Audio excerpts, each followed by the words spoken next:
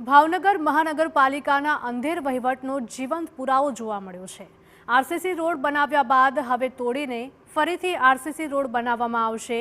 સારી કન્ડિશનમાં રોડ હોવા છતાં નવો બની રહ્યો છે રસ્તો। 5 કરોડ 61 લાખ રૂપિયાના ખર્ચે કામ પણ સોંપી દેવામાં આવ્યું છે। 1.2 કિલોમીટરનો વાઇડ ટોપિંગ રોડ બની રહ્યો છે। માત્ર એજન્સીને ફાયદો કરાવવા માટે રોડ બનાવાઈ રહ્યો છે તેવી સ્થાનિકો ચર્ચા કરી રહ્યા છે।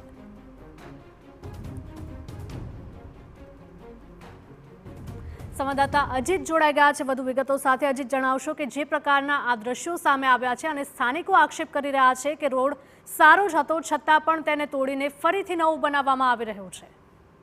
જી, વાત કરવામાં આવે તો ભાવનગર શહેરમાં મહાનગરપાલિકા પ્રજાના જે ટેક્સના પૈસા છે જેનો યોગ્ય જગ્યાએ વિકાસ થવા માટે વાપરવા જોઈએ તેના બદલે બેફામ વાપરી રહ્યા હોય અથવા ખોટી રીતે વાપરી રહ્યા હોય તેવું અધિકારીઓની બેદરકારી અને શાસકોની બેદરકારી સામે આવી છે। ભાવનગર શહેરમાં એક વિસ્તાર છે ત્યાં અત્યારે નવો નક્કો રોડ કહી શકાય, સંસ્કાર મંડળની આગળ જતો એક રોડ છે, ત્યાં આ રોડની એકદમ કન્ડિશન સારી છે। આજુબાજુ વિસ્તારના લોકો રાહદારીઓ કહી રહ્યા છે કે આ રોડને કોઈ પણ પ્રકારે તોડવાની જરૂર નથી। આમ છતાં થોડા સમય પહેલા જ આરસીસી બનાવેલો રોડ અત્યારે મહાનગરપાલિકા દ્વારા તોડવાનું ગઈકાલથી કામ શરૂ છે। આ રોડની કોઈ જરૂરિયાત નથી તોડવાની અને આ રોડ તોડીને ત્યાં નવો વ્હાઇટ રૂફટોપનો આખો એક નવો રોડ બનાવી રહ્યા છે। 1.2 કિલોમીટર અને 5 કરોડથી વધારે રકમનો રોડ અહીંયા બનશે એવું અધિકારીઓ પાસેથી જાણવા મળ્યું છે। પરંતુ શા માટે 5 કરોડ રૂપિયા આ વિસ્તારમાં આ રોડ પર વાપરવાના છે? થોડા સમય પહેલા જ આરસીસી રોડ બન્યો છે, તેની કન્ડિશન સારી છે।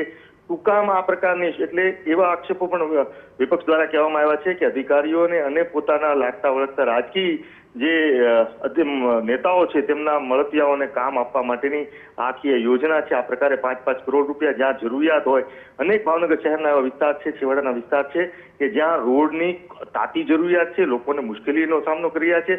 5 કરોડમાં ખૂબ મોટો વિસ્તાર સાદો રોડ બનાવવામાં આવે તો 1 કિલોમીટર નહીં 5 કિલોમીટર રોડ બને, પણ જ્યાં આરસીસી રોડ છે જ્યાં જરૂર નથી ત્યાં આ પ્રકારનો ખર્ચો કરી પ્રજાના પૈસા બેફામ વાપરવાનો આક્ષેપો પણ વિપક્ષ દ્વારા થઈ રહ્યા છે અને અધિકારીઓ પણ મગનું નામ મરી પાડવા તૈયાર નથી અને પ્રજાના પૈસા આ રીતે વેડફી ન શકાય।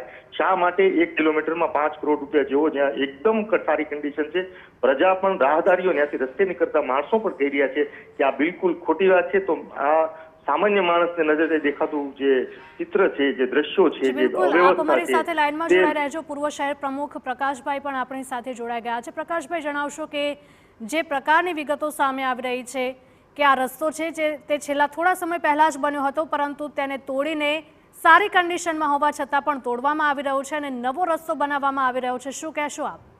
એવું માનું છું કોઈને કોન્ટ્રાક્ટરને કમાવવું હોય, બેફામ નફો કરવો હોય તો ભાવનગરમાં આવે।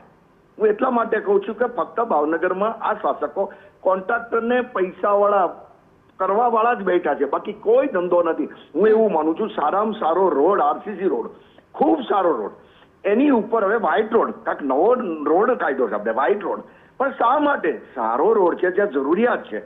હું તો આપના માધ્યમથી કહેવા માંગુ છું કે આપણા ભાવનગરના અત્યારના હાલના મેયર એક સમયે રોડનું ખાતમુહૂર્ત કરવા ગયા કરચલિયા પર આ વિસ્તારમાં, તો ત્યાં તો રોડ સારો હતો, ઉભા થઈને નીકળી ગયા, આ રોડ તો સારો છે, આમાં નવો રોડ કરવાની જરૂર નથી। એનો ઉત્તમ દાખલો આ છે મેયર સાહેબનો। વિચાર કરો તમે, આ પરિસ્થિતિ ભાવનગરમાં છે ફક્ત કોન્ટ્રાક્ટરને જ। એટલા માટે હું એવું માનું છું કે કોન્ટ્રાક્ટરો લગભગ ભારતીય જનતા પાર્ટીના કાર્યકરો જ કોન્ટ્રાક્ટર ભાવનગરમાં છે, એટલા માટે એને કમાવા માટેના નવા તુસ્કા કરી રહ્યા છે।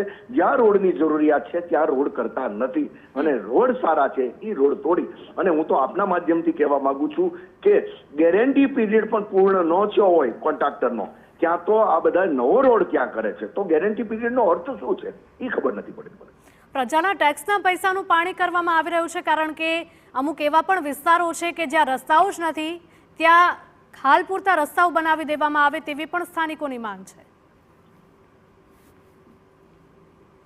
અનેકવાર કોંગ્રેસ પક્ષે આંદોલન કર્યા, રજૂઆત કરી, છતાં પણ હું એવું માનું છું એ વિસ્તારનો વારો તારો રાખતા હોય, મને ખબર નથી પડતી, પણ એ વિસ્તારમાં રોડની જરૂરિયાત છે અને ભાવનગરની મોટા મોટી કમનસીબી આ શાસકોને અધિકારીઓ જ્યાં રોડ આજે 15 દિવસ પહેલા આરસીસી રોડ થયો હોય કે કોઈ પણ રોડ થયો હોય અને 15 દિવસ પછી જ કાંઈ ડ્રેનેજ લાઈન ખોદે, કા વોટરવર્ક્સની લાઈન ખોદે, મતલબ ઈ રોડ મને એવું લાગે છે ભાવનગરમાં કોઈ સંકલનનો દરેક ડિપાર્ટમેન્ટમાં જે સંકલન હોવું પડે એ સંકલનના અભાવના કારણે ભાવનગરના પ્રજાજનો મુશ્કેલી અને કાયમ માટે મુશ્કેલી વેઠી રહ્યા છે. બિલકુલ પ્રકાશભાઈ, આપ અમારી સાથે જોડાયા તે બદલ આપનો આભાર.